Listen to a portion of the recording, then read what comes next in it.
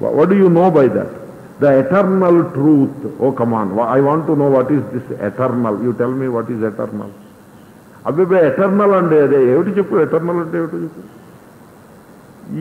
This make belief it is. Therefore వ్యక్తిత్వాన్ని నిలబెట్టేటువంటి ప్రయత్నం ఉన్నదే అది అధ్యాత్మ మార్గంలో అది విరోధం. అది వ్యక్తిత్వాన్ని నిలబెట్టే ప్రయత్నం చేయరాదు. వ్యక్తిత్వం మిథ్యది. ఐఎమ్ ఏ ఫాదర్, అదే కదా వ్యక్తిత్వం. వ్యక్తిత్వం యొక్క ఒక ఎక్స్ప్రెషన్ ఏమిటి? I'm a father. Oh come on, you are not a father. ఎందుకంటే బస్సులో ఎక్కా ఐఎమ్ ఏ ఫాదర్ అనగలవా? ఏమైంది నీ వ్యక్తిత్వం? నువ్వు అంటున్న వ్యక్తిత్వాలన్నీ ఇలాగే ఉంటాయి. కాబట్టి దెర్ ఈజ్ నో వ్యక్తి. ఉన్నది చైతన్యం, ఉన్నది బంగారం. కాదండి నెక్లెస్ ఉంది. ఏముంది నెక్లెస్? ఉన్నది బంగారం. బంగారాన్ని వదిలిపెట్టి నెక్లెస్ని పట్టుకుంటానంటావు. చైతన్యం ఉన్నది. అహం అస్మి సదా భామి. ఆత్మ చైతన్యము ఉన్నది. మనము మాయా ప్రభావం చేత సంసారంలో ఎంతగా వెళ్ళిపోయినామంటే ఆ ఆత్మ చైతన్యము ఆ మూల ధాతువునే విస్మరించేసి ఈ సుఖ దుఃఖాలు, ఈ బంధాలు, ఈ బాధ్యతలు, తర్వాత ఈ బంధుత్వాలు ఇవే శాశ్వతము, ఇవే సత్యము. ఈ చిన్న వ్యక్తిత్వం, ఓపిసంత వ్యక్తిత్వాన్ని పట్టుకుని ఇదే నాకు ముఖ్యము అని అనుకుని ఆ వ్యక్తిత్వంలో చిన్న చిన్న మోడిఫికేషన్స్, ఆ వ్యక్తిత్వానికి ఓపిసరంత మెరుగు ఎవడైనా తీసుకొస్తే అదే సత్యం అని భ్రమపడుతూ what is this? It is a commitment to the smallness. అల్పత్వమునందు ప్రేమ. అల్పత్వమునందు ప్రేమ ఉంటే సరే కైంకర్యమో దాస అంటూ కాలక్షేపం చేయాల్సి ఉంటుంది. మేక్ బిలీవ్, దాంట్లో అంతకంటే ఏమీ ఉండదు. సపోజ్ మిమ్మల్ని మీరు స్వర్గానికి వెళ్ళారు. స్వర్గంలో ఈశ్వరుడు పెద్ద సింహాసనంలో కూర్చుంటాడు. అతని ముందు ఇలా చేతులు కట్టుకుని నిలబడతారు. Then what you will do? ఆ తర్వాత ఏం చేస్తారు? ఎంతసేపు నిలబడతారు? కొంతసేపు అయిన తర్వాత విసిగేయడం ఖాయం. ఎంతటి భక్తుడికైనా విసిగేస్తుంది. భక్తి అనేది కూడా మీరు ఏదో హైప్ జనరేట్ చేసి నిలబెడితే అలాగంటే భక్తి కాదు. భక్తి అంటే ఎలా ఉంటుందంటే సర్వమునందు ఈశ్వరుణ్ణి దర్శించితే ఆ భక్తికి ఎదుగు పొదు, భక్తికి హ్రాసము, వృద్ధి, ఒకప్పుడు ఆటుపోటు మొదలైనటువంటి సమస్యలు లేకుండా అది స్థిరంగా ఉంటుంది. కాబట్టి భక్తి ఏ స్థాయిలో ఆ స్థాయిలో భక్తి ఉండవలసినదే. నేను ఉన్న అత్యున్నతమైన తత్వాన్ని గురించి మాట్లాడుతున్నాను నేను. కాబట్టి ఇది మాట్లాడేప్పుడు కొంచెం ఆ రకంగా it has to be like that. So this kind of అల్పత్వమునందు నది నేను అల్పంగానే ఉండిపోవాలి అని అనుకుంటే అది ఎండిపోతున్నాను. అది అలా అలా అలా ఎండిపోయి నేలలో కలిసిపోతుంది. అదే నది నేను సముద్రంలో కలవాలి అనుకుంటే తన యొక్క వ్యక్తిత్వాన్ని విడిచిపెట్టక తప్పదు. దాంట్లో విడిచిపెట్టడానికి ఏం లేదు. అదేమీ వస్తువు కాదు. వస్తువుని విడిచిపెట్టడం కష్టం. మిథ్యను విడిచిపెట్టడానికి ఏముంది? ఒకడు సెల్ఫ్ కాన్ఫిడెన్స్ లేకుండా ఇన్ఫీరియారిటీ కాంప్లెక్స్తో బాధపడుతూ ఉంటాడు. ఓ సైకాట్రిస్ట్ దగ్గరికి వెళ్తే సైకాట్రిస్ట్ బోధిస్తాడు ఆ ఇన్ఫీరియారిటీ కాంప్లెక్స్ విడిచిపెట్టరు ఆయన. అబ్బే నేను విడిచిపెట్టనండి, నాకు అదే బాగుంది అంటే okay, go head, who can stop you? దాంట్లోనే ఒక ఆనందం. నాకు ఇన్ఫీరియర్గా ఉండటమే నాకు చాలా బాగుందండి. ఇలాగా కొంతమంది సాబ్ నేను ఇలాగే ఉంటాను అంటే అస్టు, what anybody can do about it. You are Brahma, you are potentially divine. అబ్బాయి నేను డివైన్ వద్దండి, నేను ఇలాగే ఉంటానంటే అస్టు. ఎప్పటికైనా పరమేశ్వరుడు నీ యందు అనుగ్రహాన్ని ప్రసరింపజేస్తాడని నేను ఆశిస్తాను అని అంటారు మహాత్ముడు. కనుక సన్మాత్ర. సో నేను ఇప్పుడు మీకు ఆ సన్మాత్ర అనే పదాన్ని ఎక్స్ప్లెయిన్ చేయడానికి ప్రయత్నం చేశాను. I hope I could do it. So ఆ సన్మాత్ర స్వరూపము, సచ్చిదానంద స్వరూపం ఏది కలదో, ఏదైతే ఆత్మరూపంగా మనందరి చేత ప్రత్యభిజ్ఞాయతే, నిద్ర నుంచి బయటకు వచ్చిన తర్వాత అదే గుర్తింపబడుతోంది. నిద్రలో కూడా అదే ఉంది. మనకి చీకటిగా రాత్రి ఉన్నా సూర్యుడు లేకపోలేదు. నిద్రలో కూడా ఆ ఆత్మ చైతన్యము కలదు. అది ఏ గురుమూర్తి, అది ఏ దక్షిణామూర్తి, అది ఏ పరబ్రహ్మ. తస్మై శ్రీ గురుమూర్తయే నమ ఇదం శ్రీ దక్షిణామూర్తయే. ఈరోజు ఆదివారం కనుక అర్జెంటుగా ఆఫీసులకు వెళ్ళిపోయే ప్రసక్తి లేదు కనుక ఒక అరగంట సేపు ఎక్కువ చెప్తున్నాను ఇవాళ క్లాసు. తర్వాతి శ్లోకం. బాల్యాదిష్వపి జాగ్రదాదిషు తథా సర్వాసు అవస్థాస్వపి వ్యావృత్తాసు అనువర్తమాన నమ ఇదం శ్రీదక్షిణామూర్తయే. దీన్ని ఆర్గ్యుమెంట్ ఆఫ్ ఇన్వేరియబిలిటీ అని అంటారు. ఇన్వేరియబిలిటీ అనే ఒక ప్రిన్సిపల్ ఒకటి ఉన్నది. ఇన్వేరియబిలిటీ అంటే మార్పులు లేకుండుట అనే ఆర్గ్యుమెంటుని బాగా దృఢంగా ప్రతిపాదించి భాష్యకారులు ఆ ఆత్మస్వరూపాన్ని చెప్తున్నారు. ఇప్పుడు శృతి వేదవాక్యాన్ని మీరు పరిశీలించినట్లయితే ఒక అంశము సుస్పష్టంగా మనకి అవగాహనకు వస్తుంది. అవును, తమరు ఇంకో 30 నిమిషాలు కూర్చోగలుగుతారు కదా, 8 గంటల దాకా ఇబ్బంది లేదు, కొద్దిగా బ్రేక్ఫాస్ట్ డిలే అవుతుంది. ఎనీవే 25 నిమిషాలే కూడా ఈ శ్లోకంలో కొంత ముందుకు వెళ్తే. So what I mean to say, invariability, the principle of invariability. మార్పులు అనేవి మీరు పరిశీలించినట్లయితే జీవితము మార్పులతో నుండి ఉంటుంది. మార్పులు లేని, చేంజ్ లేని జీవితం లేదు. తర్వాత ఇంకోటి, అసలు చేంజ్ లేకుండా స్టాటిక్గా కదలిక లేకుండా ఉండటము అది జీవనం యొక్క లక్షణం కూడా కాదు. అది జీవితం అంటే ఎప్పటికీ ప్రోగ్రెసివ్గా ఉండాలి, అదే అవసరం కూడా. సమాజం మారిపోతోందని కొంతమంది బాధపడతారు. అలా బాధపడకూడదు. సమాజం మారటం దాని స్వభావం. ఏమిటో నుండి మా పూర్వకాలంలో అలా ఉండేవి, ఇప్పుడు ఇలా ఉంది. అలా మీ పూర్వకాలంలో ఉన్నట్టు ఇప్పుడు ఉంటే మనం భోజనం చేసినట్టే. లేదండి మా చిన్నప్పుడు కృష్ణఘాటుకులు అక్కుళ్ళు తినేవాళ్ళం, ఇప్పుడు అన్నీ ఐఆర్లు ఇవి వచ్చాయి. అవి వచ్చాయి కాబట్టి మనకి భోజనం ఉంది. లేకపోతే కృష్ణఘాటుకులు ఉండేవి కావు, అక్కుళ్ళు ఉండేవి కావు. ఎందుకంటే కృష్ణఘాటుకులతోటిను వాటితోటి ఈ పాపులేషన్కి భోజనం దొరకదండి. కాబట్టి మార్పు అవసరం.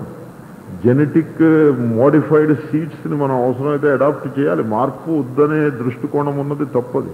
ఎందుకంటే సమాజము, జీవనము, ప్రకృతి అంతా మారిపోతూ ఉంటుంది. సీజన్స్ మారిపోతూ ఉంటాయి. పొగలు మారి రాత్రి వస్తుంది, రాత్రి మారి పొగలు వస్తుంది.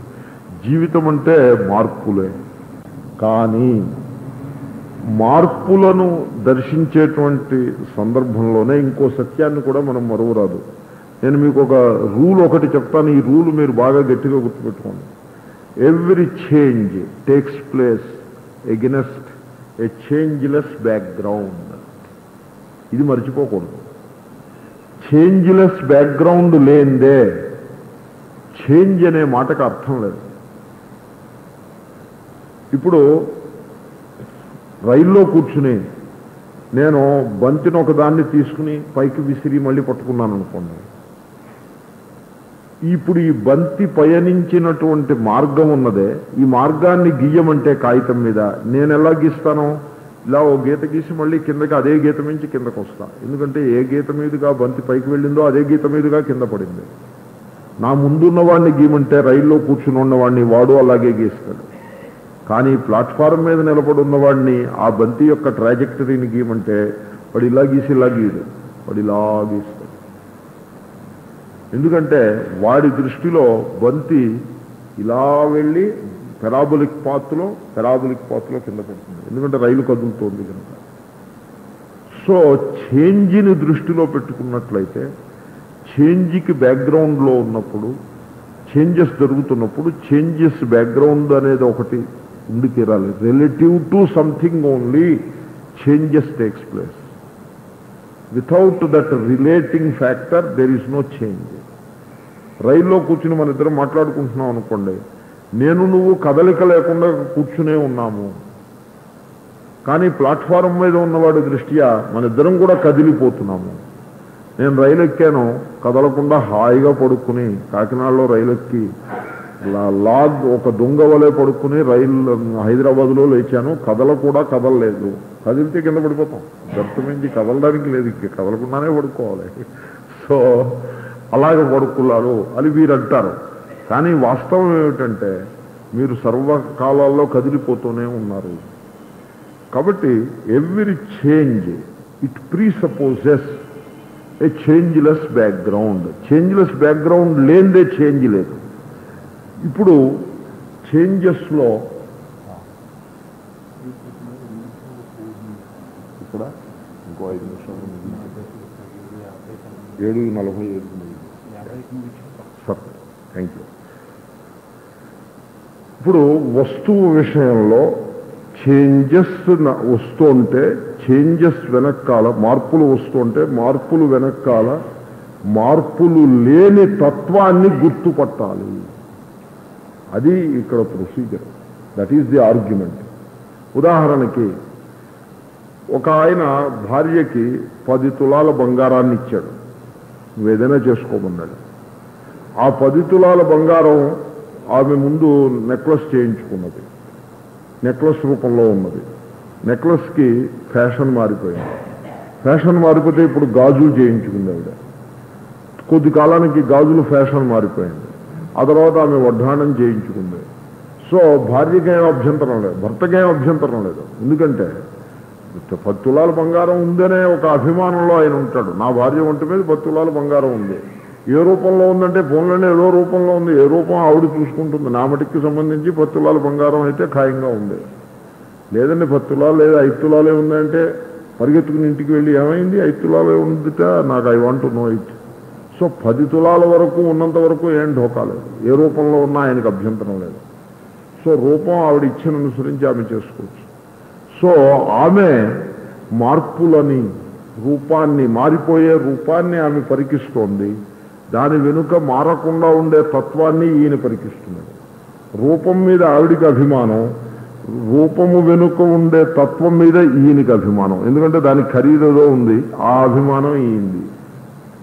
సో అభిమానము అంటే ఆగ్రహము, కమిట్మెంట్. సో నగలు మారేయే కానీ బంగారము అనేది మారని తత్వము ఒకటి ఉన్నది. సో మీకు మార్పులు వస్తున్న మార్పుల్నే చూసి తత్వాన్ని విస్మరించటము అది తెలివి తక్కువ. ఈ శ్లోకంలో మనం ఏం చేస్తామంటే ద్రష్టృ దృశ్య వివేకాన్ని చేస్తాం.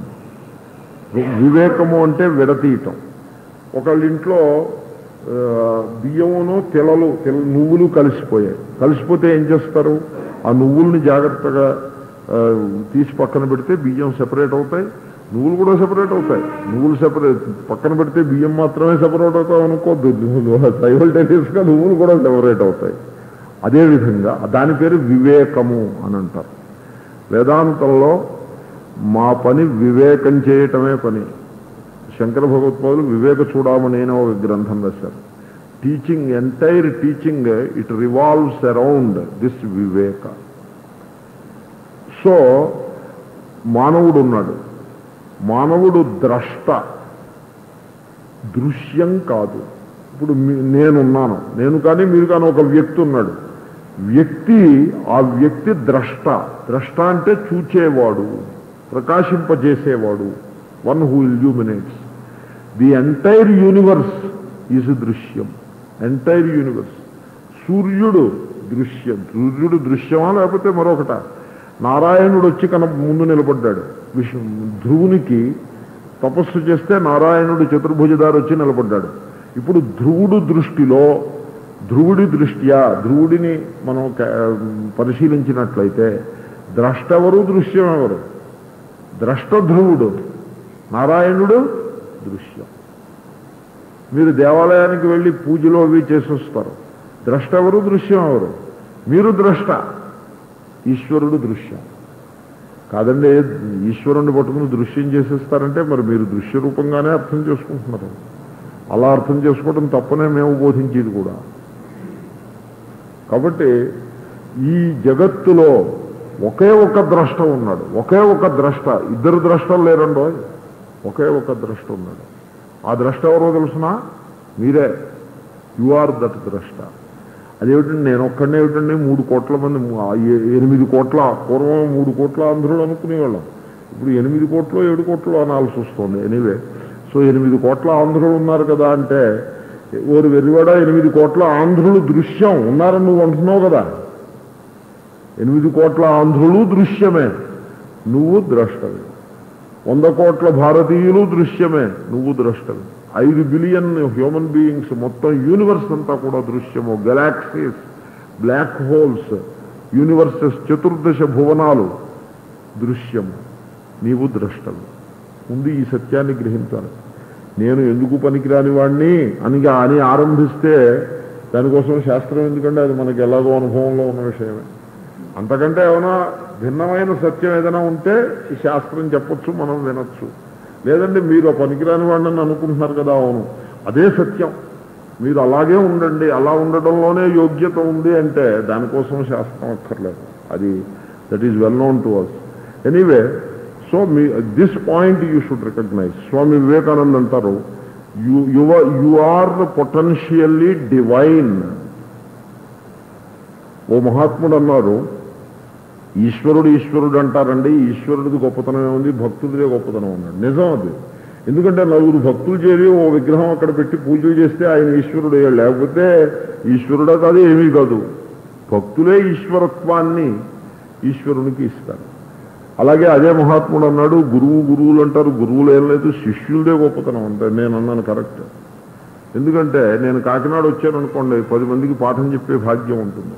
ఇదే సామర్లకోట విశాఖపట్నం వెళ్ళాను అనుకోండి, రైల్వే స్టేషన్లో ఇటు చూస్తూ నిలబడాలి, మన మొహం చూసేవాడు ఎవడో ఉండడు. కాబట్టి గురుత్వము అనేది శిష్యుల యొక్క అనుగ్రహం మీద ఆధారపడి ఉన్నది. సో యు ఆర్ ది ద్రష్ట. The entire universe depends upon you the seer, you the knower. That is the first point. అయితే ద్రష్ట ఒక పొరపాటు చేయకూడదు. అదేమిటంటే ద్రష్ట వెళ్ళిపోయి దృశ్యంతో కలగాపులగం అయిపోకూడదు. దృశ్యంతో వ్యవహరించవచ్చు, కానీ దృశ్యంతో ఏకం అయిపోయి తాదాత్మ్యాన్ని చెందేయకూడదు, సెల్ఫ్ ఐడెంటిఫికేషన్ చెందేయకూడదు. దృశ్యంతో వ్యవహరించవచ్చు. పోలీసు క్రిమినల్ని పట్టుకుందుకు క్రిమినల్స్ యొక్క అడ్డాలోకి ప్రవేశించడం వరకు బాగుంది. అడ్డాలోకి ప్రవేశించి వాళ్ళ దగ్గర లంచం కొట్టేస్తే వీడు కూడా క్రిమినల్ అయిపోతాడు. క్రిమినల్ అడ్డాలోకి ప్రవేశించడంలో తప్పు లేదు, పోలీసు ధర్మం అది. కానీ వీడు క్రిమినల్ అయిపోతే దురదృష్టం. అదేవిధంగా ద్రష్ట అయిన నీవు దృశ్యంలో వ్యవహరించడంలో తప్పు లేదు. ఎందుకంటే దృశ్యాన్ని ప్రకాశింపచేయవలసిన చేతనుడవు నీవే. నీ అనుగ్రహం మీద ఆధారపడింది దృశ్య ప్రపంచం అంతా. నీవు కన్ను తెరవకపోతే సూర్యుడు లేడు, నీవు కన్ను తెరిస్తేనే సూర్యుని యొక్క ఉనికి నిర్ధారితమవుతుంది. You have to validate the sun, the moon, the stars, the Ishvara, the అర్చామూర్తి Venkateswara Swami, everything you have to validate. It is you who have to validate. మేము వేదాంతంలో ఈ విషయాన్ని ఢంకా బజాయించి చెప్తాం. కాదండి ఇలా మాట్లాడిస్తే భక్తికి లోపం అంటే మేము ఆ రకమైనటువంటి ముక్కు చీటి ఊడిపోయే ముక్కు లాంటి భక్తి ప్రధానం కాదు. తత్వం తెలుసుకున్న తర్వాత భక్తి కావాలి. భక్తి అంటే సర్వం కల్విదం బ్రహ్మ, దానిలోకి తీసుకుపోయే భక్తికి ప్రాధాన్యం. పూజ చేసినట్లయితే ఆ సంస్కారం వస్తుంది కనుక పూజ. నేను మొన్న మీకు కాయిక మానసిక వాచిక రకములైన పూజల యొక్క విశిష్టత గురించి చెప్తూ దాన్ని అలాగ ముందుకు తీసుకుపోవాలి, అక్కడ స్టక్ అయిపోకూడదు. కాబట్టి బేసికల్గా తత్వమసి. వశిష్ఠ మహర్షి రాముడితో అంటూ ఉండేవాడు యోగ వాసిష్టంలో. రాముడు అంటాడు, ఆత్మానం మానుషం మన్యే రామం దశరథాత్మజం. నేను రాముణ్ణి, నాన్నగారు దశరథుడి కుమారుణ్ణి, I'm my father's son, I'm my wife's husband అని ఏదో ఆయన అలాగా ప్రజెంట్ చేస్తే, రామా నీవు తత్వమసి, నీవు త్వమ్మయ అంటాడు. నీవు ఆ తత్వ ఆ స్వరూపం నీదంటాడు. అంటే రాముడు అంటాడు అది ఎలాగంటే మహాత్మా అని అంటే అప్పుడు వశిష్ఠ మహర్షి బోధిస్తాడు. అది యోగ వాసిష్టం. ఇంకా గీతలోకి వస్తే శ్రీకృష్ణుడు రోల్ ప్లే, రివర్స్ ప్లే చేస్తాడు. ఆయన అంటాడు అహం బ్రహ్మాస్మి, నన్ను కృష్ణుడు అనుకుంటున్నావా, ఏదో దేవకీనందుడు అనుకుంటున్నావా, ఏమి అవ్యక్తం వ్యక్తి మాపన్నం అలా అనుకుంటున్నావా, డొక్కడవాలు చేస్తాను, జాగ్రత్త, టేక్ కేర్. అహం బ్రహ్మాస్మి, అహమాత్మా గుడాకేశ సర్వభూతాశయ స్థిత అని శ్రీకృష్ణుడు అంటాడు. సత్యము ఆ విధంగానే ఉంటుంది. కాబట్టి ఎనీవే నీవు ద్రష్టవి, నీవు దృశ్యములో కలగాపులగం అయిపోయి ఉన్నావు. వివేకమును చేయవలసి ఉంటుంది. ఈ వివేక ప్రక్రియ, ఈ argument of invariability will continue tomorrow. ఓం పూర్ణమదః పూర్ణమిదం పూర్ణాత్ పూర్ణముదచ్యతే పూర్ణస్య పూర్ణమాదాయ పూర్ణమేవావశిష్యతే. ఓం శాంతి శాంతి శాంతి. హరి ఓం శ్రీ గురుభ్యో నమః. హరి ఓం తత్సత్. శ్రీకృష్ణార్పణమస్తు.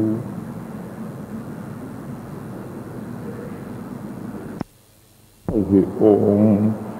గణానాం త్వా గణపతిం హవామహే కవిం కవీనాముపమశ్రవస్తమం జ్యేష్ఠరాజం బ్రహ్మణాం బ్రహ్మణస్పత ఆనశృణ్వన్నోతిభిः సేదసాదనం.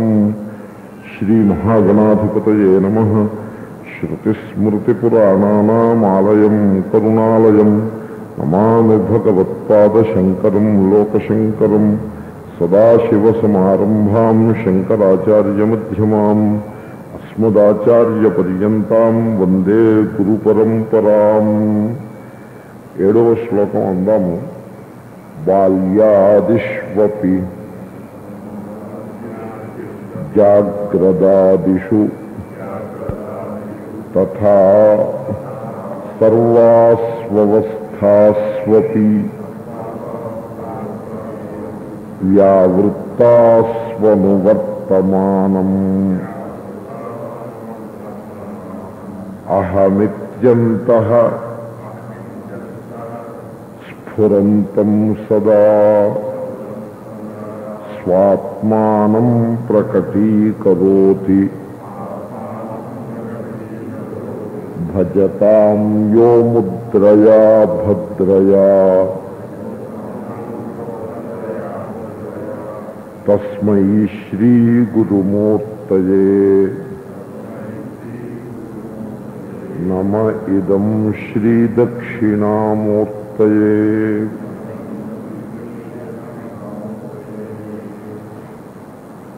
ఈ శ్లోకంలో ఆర్గ్యుమెంట్ ఆఫ్ ఇన్వేరియబిలిటీ అంటే అనేక అంశములు మారుతూ ఉన్నను వాటి వెనుక మారని తత్వము ఒకటి ఉండి తీరుతుంది.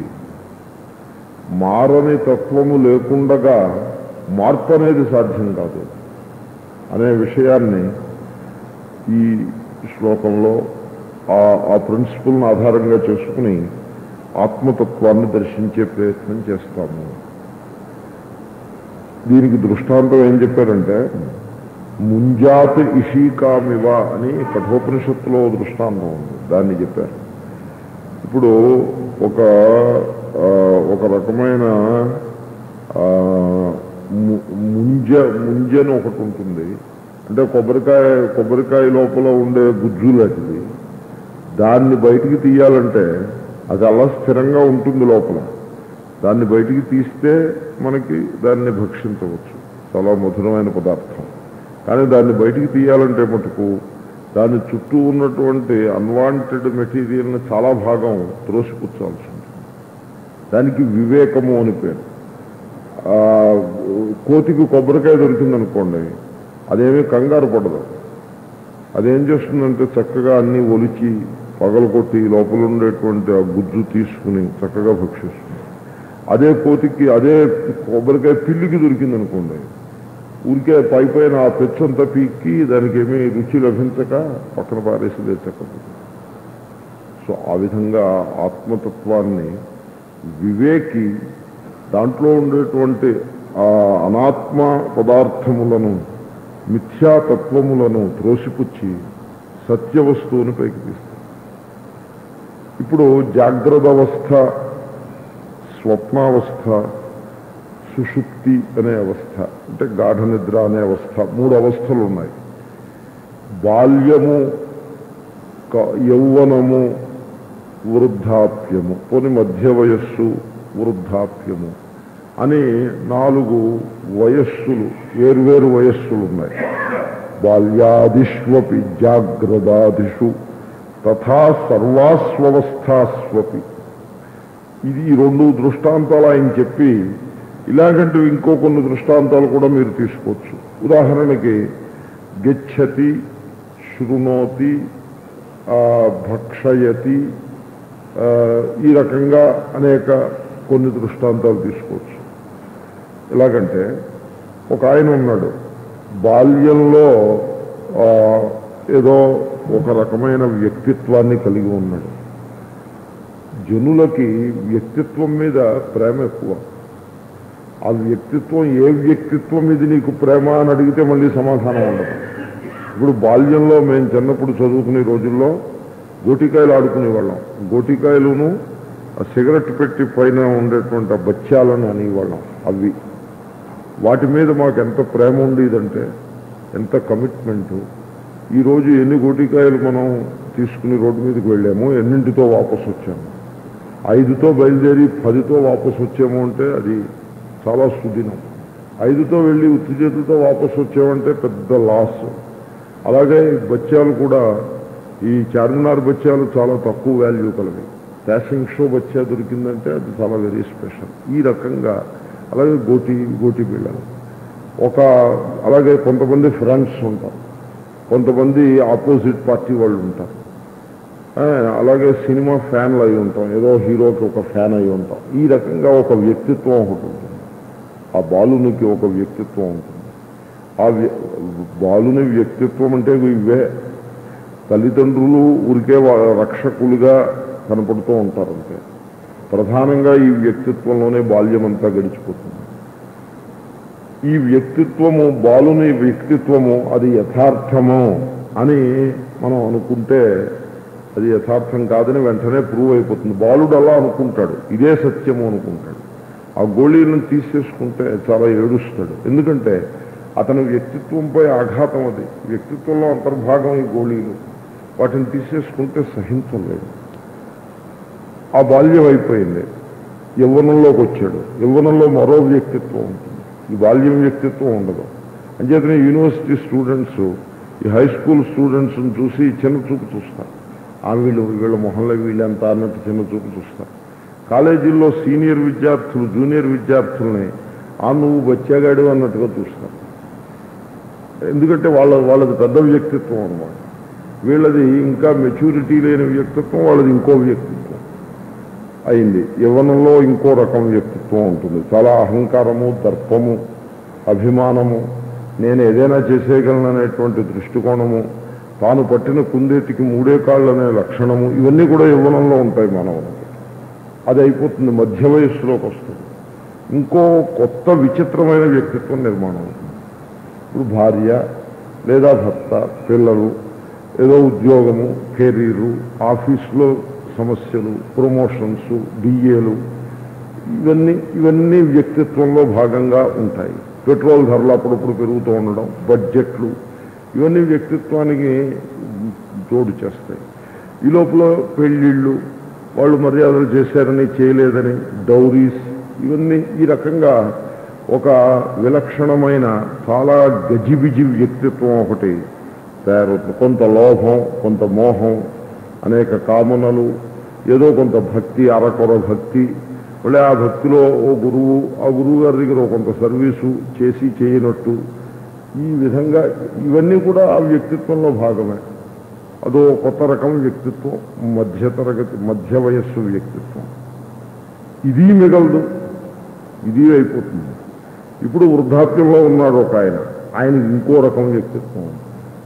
ఏమిటా వ్యక్తిత్వం అంటే వెనక్కి చూసుకుంటే ఏముంది, జగత్తంతా మిథ్యా, జీవితంలో సాధించింది ఏముంది, అన్నీ వెళ్ళిపోయాయి. పిల్లల్ని మనం పైకి తీసుకొచ్చాం కానీ వాళ్ళు ఏం చెప్పిన మాట ఎలాగా వినరు. కాబట్టి ఇదంతా కూడా అశాంతి. ఈ విధంగా మా రోజుల్లో అలా ఉండేది, ఇప్పుడు అంతా చెడిపోయింది అంటూ ఇంకో కొత్త రకం వ్యక్తిత్వం ఇది వృద్ధాప్యం. ఇప్పుడు దీంట్లో నీ అసలు వ్యక్తిత్వం ఏమిటి? వ్యక్తిని పట్టుకు వేలాడితే చాలదు. వ్యక్తిని నువ్వు డిఫైన్ చేయి. ఎవడు వ్యక్తి? దీంట్లో యథార్థమైన వ్యక్తి ఎవడు? మేమేమంటామంటే ఆర్గ్యుమెంట్ ఆఫ్ ఇన్వేరియబిలిటీ. ఏది మారుతోందో అది తత్వము కాదు. నెక్లెస్ ఉంది, ఫ్యాషన్ మారింది, నెక్లెస్ మారిపోయి బ్యాంగిల్స్ వచ్చాయి. అది ఫ్యాషన్ మారింది, అది మారిపోయి ఇయర్ రింగ్స్ వచ్చాయి. అది ఫ్యాషన్ మారిపోయి ఇంకేదో some belt like thing has come. ఈ 4 ఇంట్లో bangles, ear rings, necklace and some sort of a gold belt. So ఈ 4 ఇంట్లో విచ్ ఈస్ ది కరెక్ట్ వ్యక్తిత్వం అంటే we say none of them is correct. None of them అని మీరు చెప్పగలగటానికి వాటన్నిటికీ అధిష్టానమైన తత్వాన్ని దర్శించగలిగినప్పుడే చెప్పగలుగుతారు, లేకపోతే చెప్పలేరు. నెక్లెస్ ఈజ్ నాట్ ది తత్వం అని మీరు ఎప్పుడు చెప్పగలరు? బంగారాన్ని దర్శించినప్పుడు చెప్పగలరు. ఇక్కడే బౌద్ధులకి వేదాంతులకి తేడా వస్తుంది. బౌద్ధులు ఏమంటారంటే బయట కనపడే భాషించే వ్యక్తిత్వము మిథ్య అసత్యము అని మనకి స్పష్టంగా తెలిసిపోతూనే ఉంది, దాంట్లో ఏం సందేహం లేదు. కానీ దానికి అధిష్టానంలో తత్వమేమీ లేదు, శూన్యమే తత్వము అని వాళ్ళు అంటారు. మేమంటాము అధిష్టానం లేనిదే మిథ్య భాషించదు. అధిష్టాన సత్యత్వమును గుర్తించినప్పుడు మాత్రమే మిథ్య మిథ్యగా మిగులుతుంది. అధిష్టాన సత్యత్వం లేదనుకోండి, అధిష్టానం శూన్యం అనుకోండి, అప్పుడు మిథ్య మిథ్య కాదు, అది మిథ్య సత్యం అయిపోతుంది. మిథ్యాత్వము యొక్క నిర్వచనం ఏమిటంటే ఇది మారిపోతున్నా మారనే అధిష్టానం ఒకటి ఉంది, అది మిథ్యాత్వం యొక్క నిర్వచనం. కనుక ఈ రకంగా వ్యక్తిత్వాలు మారిపోతూ ఉన్నా మారనేది ఒకటి ఉన్నది. మీరు చెప్పండి, మానవుడు ఆ మారని తత్వాన్ని గురించి ప్రశ్నించుకుని దానిని దర్శించే ప్రయత్నం చేస్తాడా చెప్పండి మీరు? తనంత తానుగా ఎన్నడూ చేయడు, చెయ్యలేడు కూడా. ఎందుకంటే ఏ రోజుకి ఆ రోజు ఆనాటి వ్యక్తిత్వమే సత్యమా అన్నట్లుగా మోహము ముక్కిరిగొని ఉంటుంది. కాబట్టి నా వ్యక్తిత్వం నాకు తెలుసండి, నేను తెలియకపోవడం ఏంటి, నా గురించి మీరేమిటి నాకు బోధించేది, నా గురించి నాకు తెలుసు అనే ఒక అహంకారంలో ప్రతిరోజు ఉంటాడు. కానీ ప్రతిరోజు నిన్నటి నేను మారిపోతూ ఉంటుంది. అయ్యో నిన్నటి నేను వేరే, ఈరోజు నేను మారిపోయి ఇంకో కొత్త నేను భాషిస్తోంది. ఏవో కొన్ని అంశాలు సమానంగా ఉంటాయి. సుబ్బారావు అనే పేరు ఉందనుకోండి, ఆ పేరు సమానంగా ఉంటుంది. ఆ పేరు కూడా వ్యక్తిత్వంలో భాగం కాదు, అది కూడా జీవితంలో మధ్యలో వచ్చింది, మధ్యలో పోతుంది అవుతుంది. సో ఏవో కొన్ని అంశాలు సమానంగా ఉన్నా నిజానికి ఒకే ఒక అంశం సమానంగా ఉంటుంది. మిగతా అంశాలన్నీ కూడా కొద్దో గొప్ప మారిపోతూనే ఉంటాయి. కొన్ని మారటానికి ఎక్కువ టైం పడుతుంది, కొన్ని మారటానికి తక్కువ టైం పడుతుంది. నిజానికి అన్ని అంశాలు మనం భావన చేసే అంశాలన్నీ కూడా మారిపోతూనే ఉంటాయి. అంటే దీన్ని బట్టి మనకేం తెలిసింది? మై గాడ్, నా స్వరూపము ఇవి ఏవీ కాదు. బాల్యంలో ఉండే వ్యక్తిత్వం నా స్వరూపం కాదు, యవ్వనం వ్యక్తిత్వం నా స్వరూపం కాదు. ఆ విషయం స్పష్టంగా తెలుస్తూనే ఉంది. ఇప్పుడున్న వ్యక్తిత్వం మాత్రమే నా స్వరూపం, ఇది కూడా కాదు. ఎందుకంటే ఇది కూడా మారిపోతుంది. అయితే నా స్వరూపం ఏమిటి? రేపు పొద్దున్న రాబోయే ఇంకో వ్యక్తిత్వం రాబోతోంది, అదే నా స్వరూపం. ఈ జన్మ అయిన తర్వాత ఏ కిన్నరుడుగానో గంధర్వుడుగానో లేక మరో మానవుడుగానో జన్మించాడు అనుకోండి ఈ జీవుడు, అదే వాడి వ్యక్తిత్వం. అది వ్యక్తిత్వం కాదు, అది మారిపోతూ ఉంటుంది. లేకపోతే కాక్రోచ్గానో ఎలకగానో లేకపోతే ఒక పులిగానో జన్మించాడు అనుకోండి, అదే వాడి వ్యక్తిత్వం, అది కాదు, అది మారిపోతూ ఉంటుంది. సో బాల్యాదిష్వపి ఒకే జన్మలో అనేక అవస్థలలో మారిపోతే